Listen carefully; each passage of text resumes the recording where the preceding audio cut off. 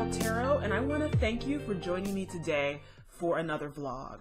So I hope you're doing well and just feeling happy and peaceful and free and just thus far enjoying your spring, you know, or your autumn if you happen to live in the southern hemisphere. Thanks to the power of the internet, that's certainly possible.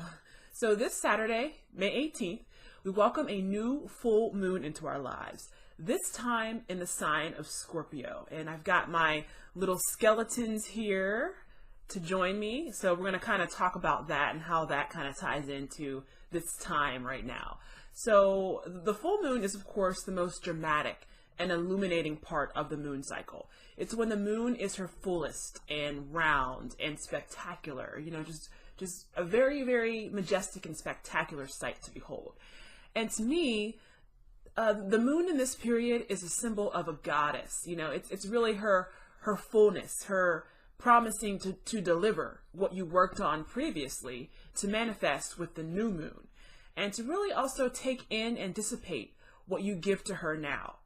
And this strikes me as just a magical and very energetically potent time to do your most important and your most difficult energetic work. So during the full moon, the moon is casting so much silver light that if you're in a dark place where there are no other lights around, you can actually still see around you really well, provided the clouds aren't really covering her. You know what I mean? So if you've ever stood in a completely dark room at night and had access to huge windows that allowed an unobstructed full moon to really come into the room, I mean, wow. The full moon can be incredibly illuminating. It's almost like sunlight within the darkness. And it certainly can be so bright that you not only can see everything in the room all around you, but you can also kind of find it impossible to sleep. There's so much light. It's amazing, really. And in fact, I see the full moon in particular as a sort of feminine sun. The duality is just so striking. You know, on one hand, the full moon is extremely illuminating and almost masculine in its aggression, but on the other hand, it's still so gentle and very feminine and very mysterious and sort of unreachable. And of course, you know, I love the tarot, and I can't help but think of the card that is ruled by the moon, which is the High Priestess. And I definitely see the emblem of the High Priestess in all the moon phases, and hopefully I can throw up a picture for you to look at of the High Priestess card if you're not familiar with it.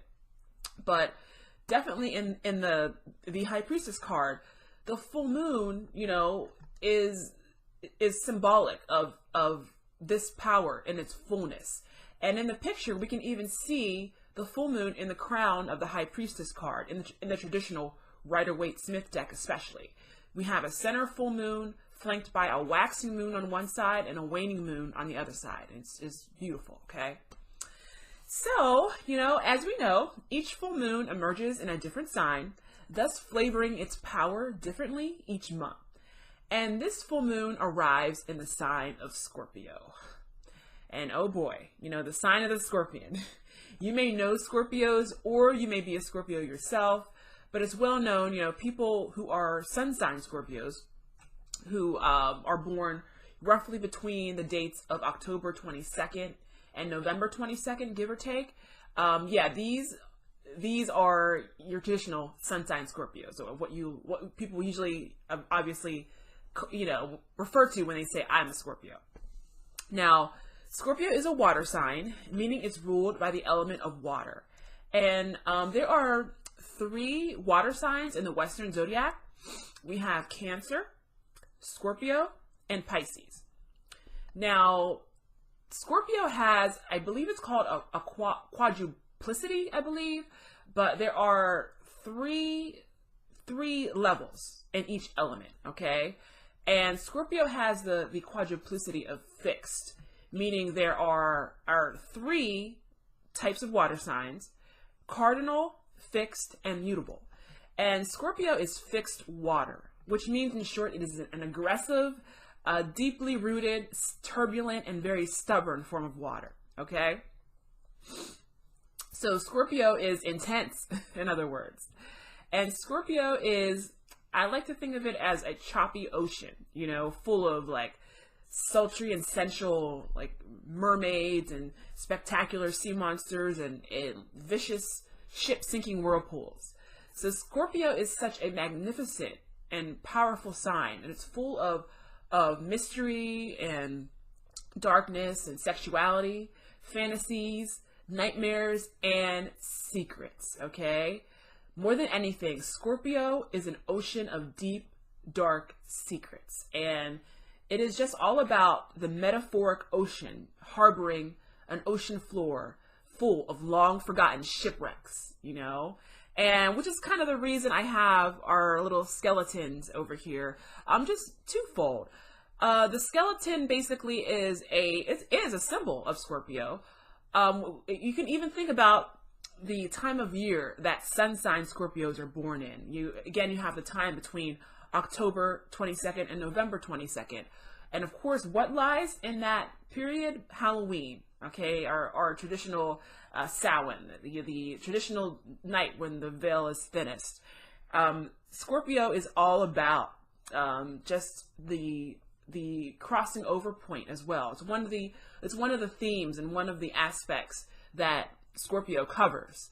And it is all about, you know, the dead, communicating with the dead. And as far as the tarot goes, the tarot card most associated with the sign of Scorpio is the Death card, okay? Which hopefully I'll throw up a little picture of the Death card, of course, which traditionally in most cases has an image of a skeleton as being representative of this very rebirthing and transformative energy that we have in our lives, okay? And this whole concept of the death, and not just the physical death and spiritual rebirth, spiritual transformation is very, very much tied to Scorpio. And secondly, again, Scorpio is all about secrets. And this full moon in Scorpio, I really would like to discuss the darkest aspects of ourselves, the proverbial skeleton in the closet, just kind of like bringing out those darker aspects of yourself into the light of day, where they can be dealt with and where you can heal them, okay? So we all have a little bit of Scorpio within us, and some obviously more than others, but one thing is certain, you know, it's absolutely impossible for any of us to journey through this experience called life without accumulating energetic and emotional scars and trauma. Humans do horrible things to each other, all right? Humans say horrible things to each other. Violence, abuse, hatred, whether directed at others or at yourself, these things are impossible to really avoid completely in this world. And it's important to realize that all violence, all attacks, all abuse, all of that comes out of fear. And many people victimize others because they're afraid to be victims themselves. And they see no other way to get control of their lives. They become a victim or a victimizer. And to them, there's no other options.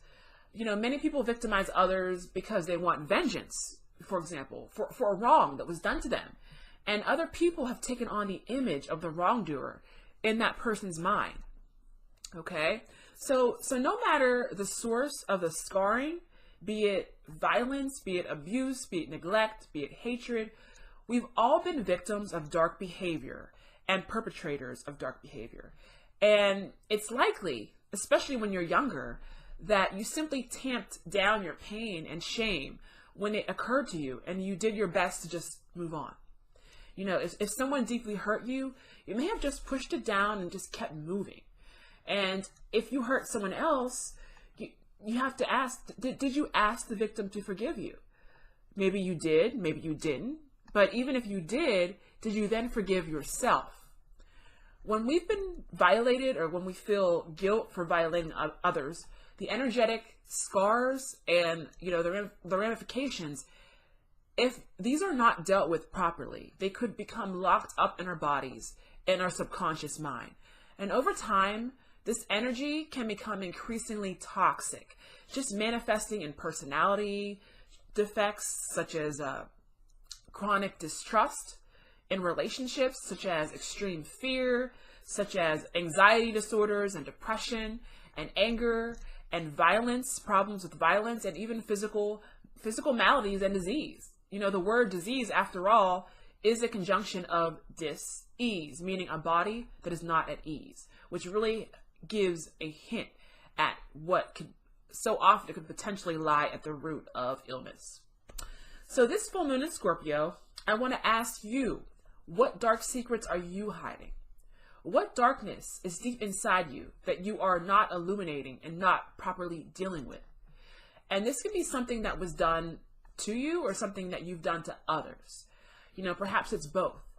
And it's not uncommon, especially in regards to abuse, anger, and violence, for painful behavior to cycle, especially if the pain occurred when we were very young. So this month, any pain and drama, you know, we want to address it for the greater good of ourselves and the greater good of the world around us. Because the more trauma and pain that is affecting us, the more likely we are to take it out on others. And again, it just loops. All evil originates from someone doing something awful to someone and it wasn't dealt with, and it just spreads. And so really we kind of want to address that and do our best to keep it from spreading. Okay. Now, again, all trauma and pain should be addressed. However, I'm especially calling out pain, shame, and trauma of a violent and sexual nature, such as rape, molestation, and domestic abuse. Okay. And again, the sign of Scorpio is traditionally about the darkness that's within ourselves, the secrets that's within ourselves. And it's also about sexuality as well. And I feel like both of these themes can, in the shadow world, or too often, you know, align together. And I'm also coming right out and naming these things in particular because they are the ones that our society is most uncomfortable around and most fearful of. And as a result of this, they're more likely to be pushed down to like the deep, dark abyss of your soul and psyche, just to kind of rot and fester. And they're less likely to be properly dealt with because it just scares our society and makes us a little weird to address. Okay.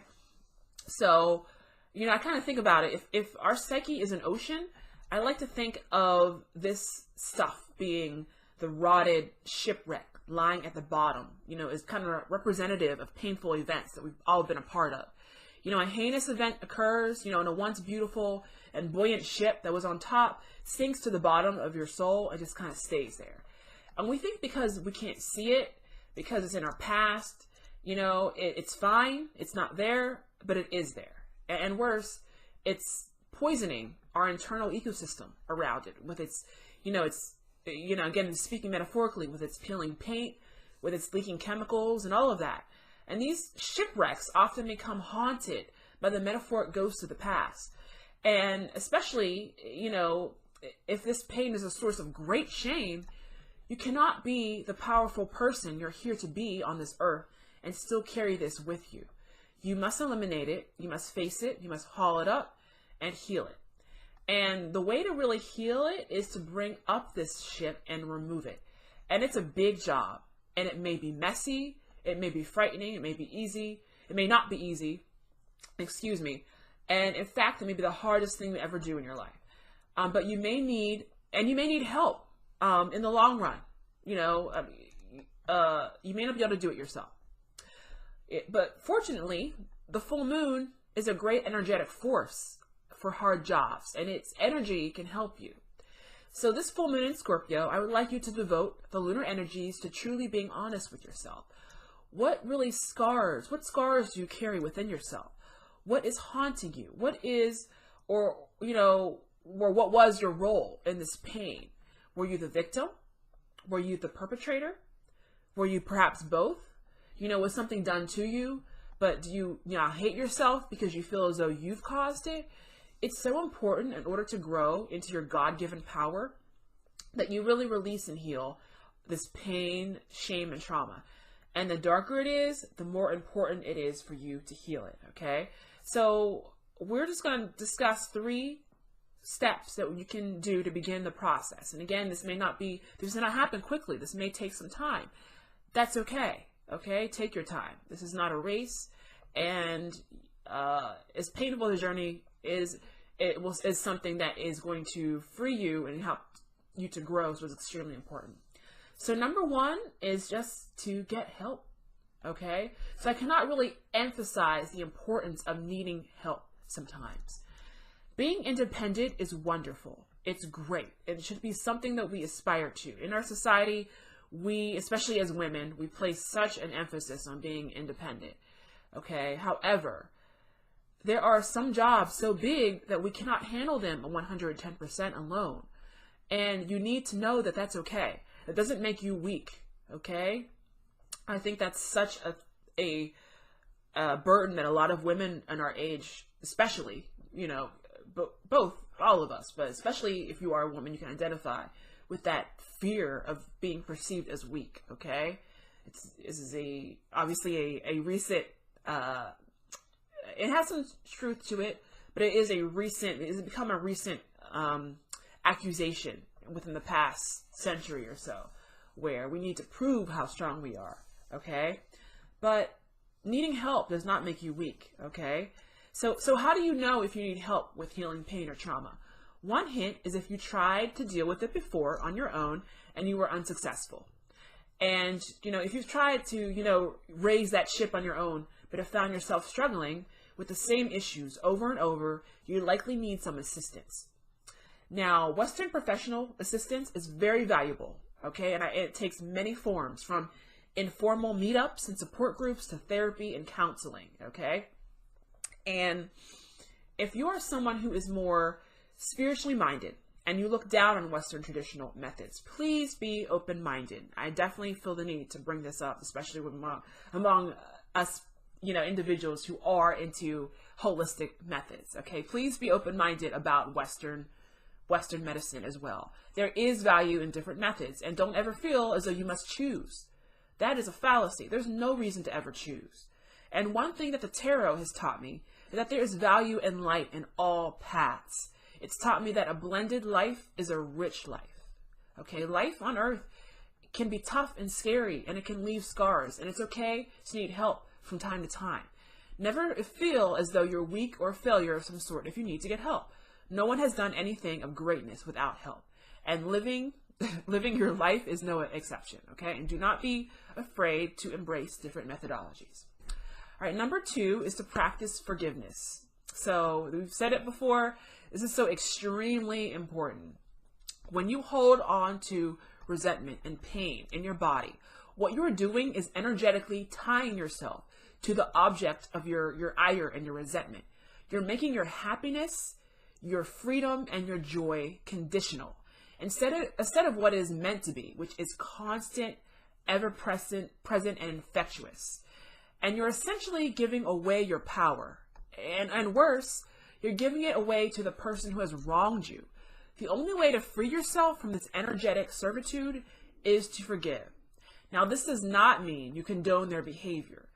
What they may have done to you could damn well be deplorable and absolutely awful. But for your own personal healing and release, you must forgive them.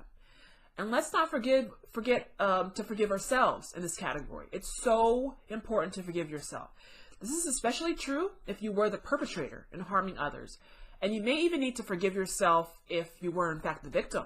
Okay, this is definitely something that can happen within your own mind when you blame yourself for something that happened to you. Okay, you may, even though it is not your fault, your logical mind may know it's not your fault.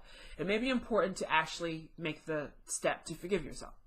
Now, the full moon is a wonderful time to really begin this process and really start releasing these heavy, difficult energies. And furthermore, you may need to forgive yourself over and over and over again, and forgive others over and over and over again for a while, depending on how much damage has been done to you. And that's okay. Each time you do it, it becomes easier. So don't be afraid of your emotions. They can be scary, but we have to learn to move through them. So make sure you're safe, you know, when you're doing this, when you're working on this energy, working on yourself. And make sure you're, you know, if you are afraid of what may come up, if you are, you know yourself, you know, if you are strong and you can handle it, you know, make sure you're alone so that you have the time to work through your emotions. Or if you want the support, make sure you're within reach of supportive company if this is what's needed. Okay. So this is a part of healing, this illumination and the shedding of light upon the darkness, okay? And I have a really nice fire and water full moon forgiveness ritual that can be found at my website, www.newworldtarot.org/spreads and spells, okay? And I will have the link somewhere in the information. So I definitely encourage you to check that out. You can, of course, alter it for your own personal needs, edit it, do whatever you need. It just kind of gives you a little basis and a little run through of what information you can do, what actions you can take in order to go through a ritualistic forgiveness practice. Okay? And number 3 is to practice self-correction. So once you're forgiven, you know, this is wonderful. Please pat yourself on the back and praise yourself, because this is hard work. But now the good work that you're doing continues as you live your daily life. So you don't want to make the same mistakes over and over again. That's the aim of our life, is not to do that. It's to learn. And especially if you have been harboring emotions such as resentment or self-hatred for quite some time, you now need to start learning how not to do that. And this may be incredibly difficult at first. And, you know, this may have been your default way of being, really. But you must now practice self-observation, which is really observing your actions, observing your thoughts and your feelings, and stopping what is harmful and what will return to you, you know, over and over again. You know, this is basically what I call kind of emotional slavery, like returning over and over, okay? And instead, what you want to do is choose the empowering choices of love, self-love, patience, and compassion. So again, you may need help with this. It's okay. Just ask for it and then accept it, okay? All right, so now what I would like to do is do a quick little draw here with this wonderful deck that I found that I've really been liking a lot, the Queen of the Moon Oracle. I definitely highly recommend it. It's a beautiful oracle deck by Stacey DeMarco. And what we're going to do is we are going to choose a focal card that's just going to be representative of the energies that we're working with, this full moon and Scorpio here.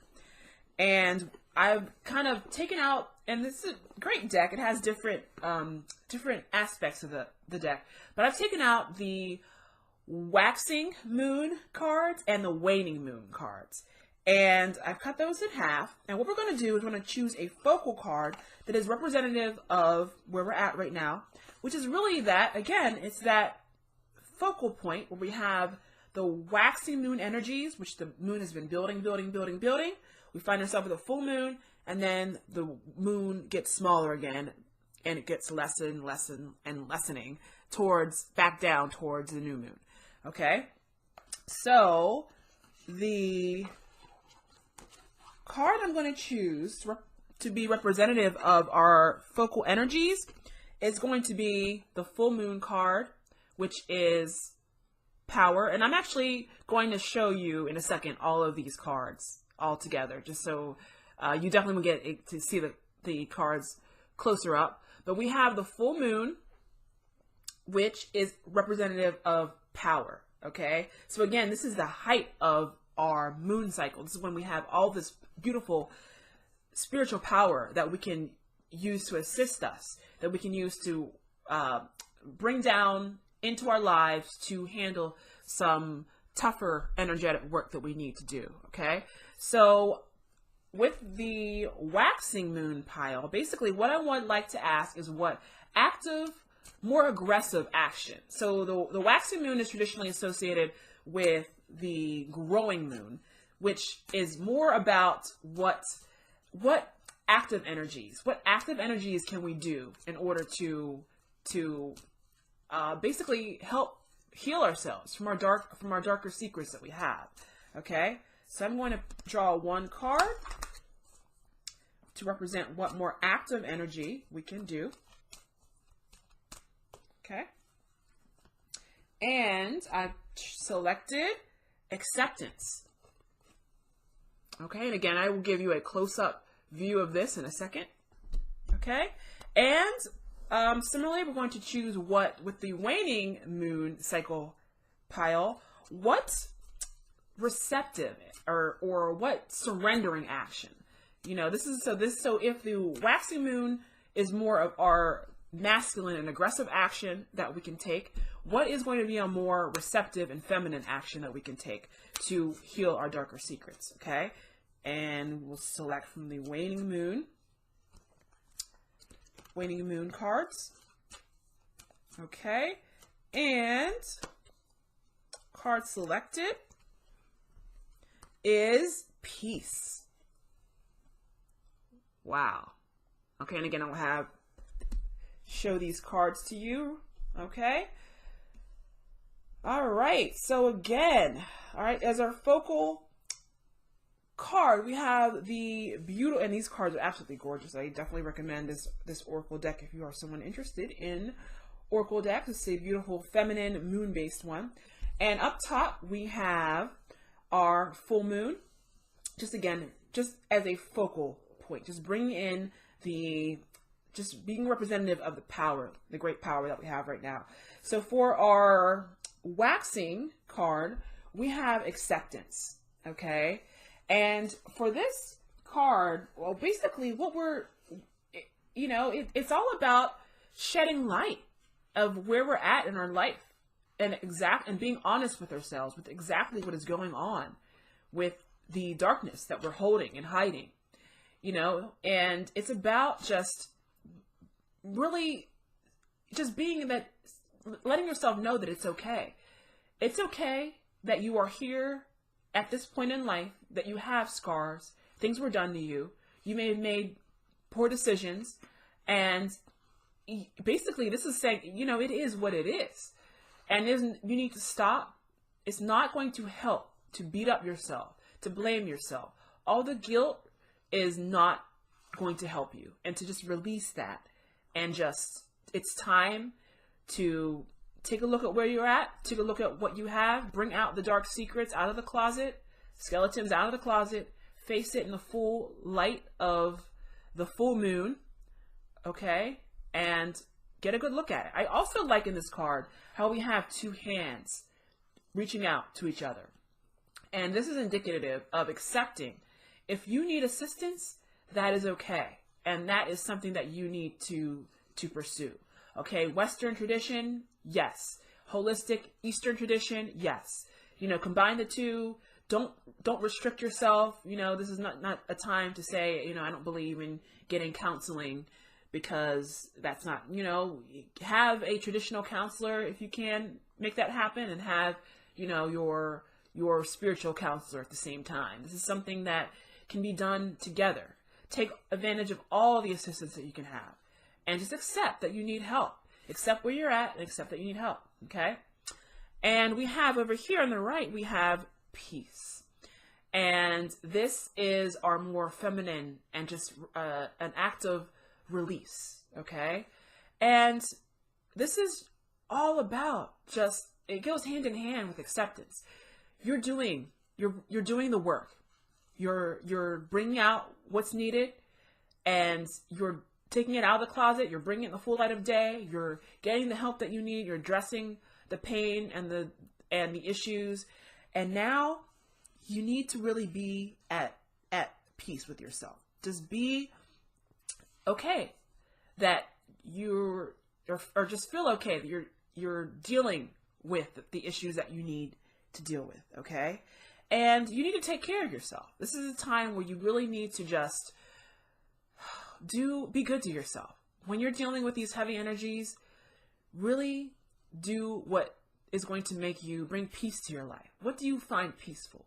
Get out in nature. Again, this is spring. It's a wonderful time to be outside, to just surround yourself with the calming, if you can, a nice wooded area, a garden, take a nice walk. Do a picnic, get out to the ocean, okay?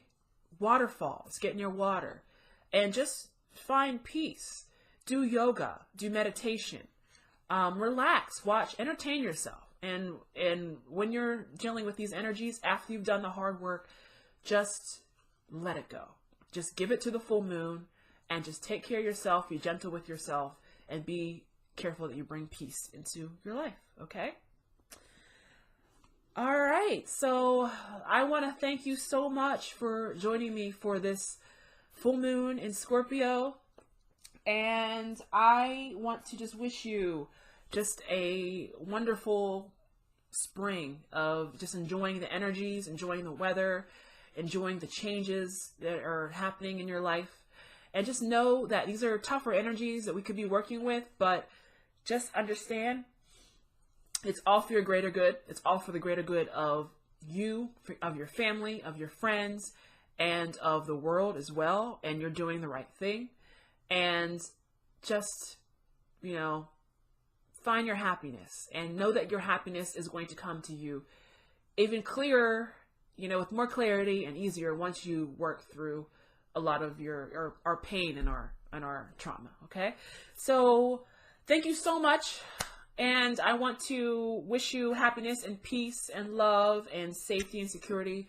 And we will see you next time. All right. So take care. Be safe, be happy, be blessed. And we'll see you next time.